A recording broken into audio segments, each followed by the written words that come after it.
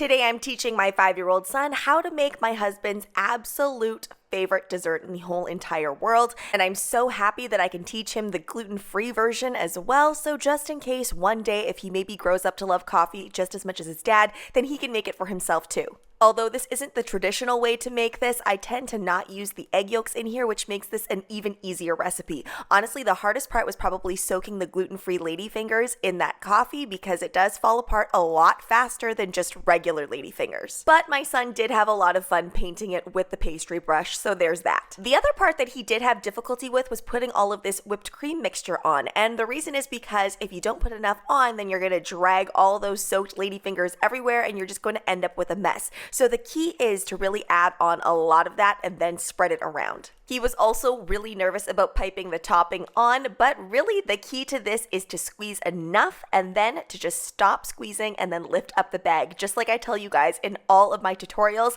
And what do you know? The advice actually did work for him too. He didn't quite pipe in straight lines, so he did go back in and fill in those gaps, and then it was time for the fun part, shaking all of that cocoa powder on there, and we always use a tea ball just to make things a lot easier. And then to finish things off, we added a garnish of chocolate-covered coffee beans, which also have an added layer of cocoa as well.